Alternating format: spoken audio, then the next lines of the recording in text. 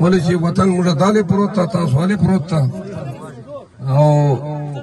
چې اوس راتله ما ورته ویل ماله ول کوم چې زه رسو بخملو ته جو دا یو چې کوم کوربه ده هغه نه مې پته وکړه نو اقدار نور ته ویل خیر بهرحال زه دوه درې خبرې کول غواړم تاسو ټول مروت لږ په شو غوږو واورو داسې ده چې زه د الیکشنو شوقین سړی نه یم نه الیکشن دا ور نن ما اوس هم د الیکشن چې شوق نه و ما خان صاحب ته درې ورته ورغلی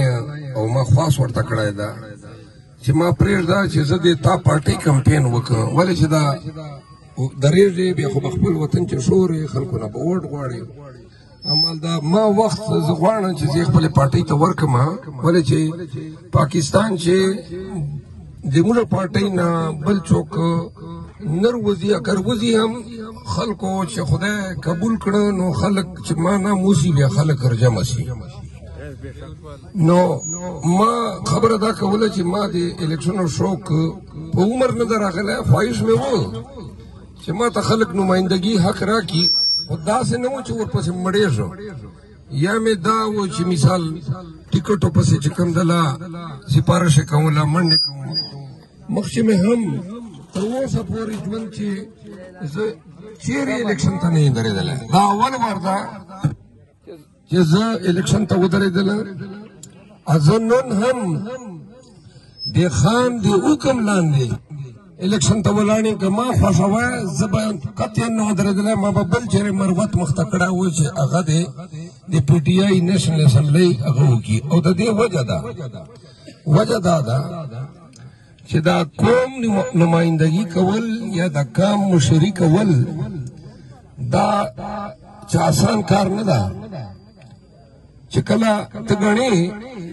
چې زه دې قام ته ګټه کولی شم زه قام ته حق ورکولی شم زه سره مړ ځمدي چې ناستېدلی شم زه قام په تکلیف باندې خوږېدلی شم نو هله چې کوم ده ما دا حق ته چې زه قام ته ووایم چې ما نه دا پوره دي زه دا کولی شم که چېرې ما نه دا پوره نه وي نو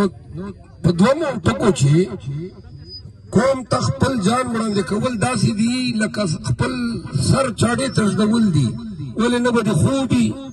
نه به دې ارام وي نه دې خپله ګټه شته لکه زه خپله وکیل وم یو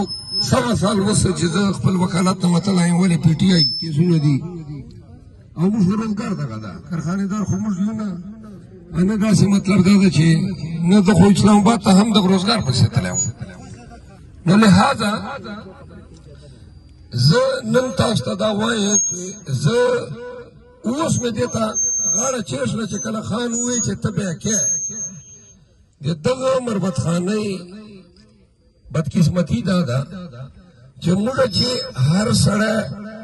الیکشن ته اول درېږي سوچ شاته کوي چې ولې درېږي پکار ده چې ته دې دپاره درېږي چې دا قوم مې پاته کېږي لګیا ده پسماندګي ده بدامني ده خلک په نشو سلل خلک په بدعملیو سلل توپک چې کوم ده هغه موږ خلکو واخیسته کله مې پرېښه که چېرې دغو کیسو ته ملا تړلی شي دغو کیسو ته مخته کېدلی شي بیا قوم ته وایه چې یاره که خوښه مو وي خو زه در درېږم موږ مجموعي طور باندې سیاستدانان لکه که تاسو وګورو نو د شپېتو کالو راسې دغه مخان دي په مروتو چې لکه مطلب دا ده چې که چېرې پوره وه او مېړانه وی پکې او قابلیت وی پکې نو موږ مسلې خو به حل وي نن موږ مروت د جهالت د بدامنۍ انتها چې یو دا بله ورځ پرون لاړه تختیخیل ته 11 کسان په کور چې مړه دا مرګونه دشمنۍ بدۍ سودخورۍ جوارۍ دا د لیډر حق ته چې خپلې خاورې باندې د دې شي بندیز وکړي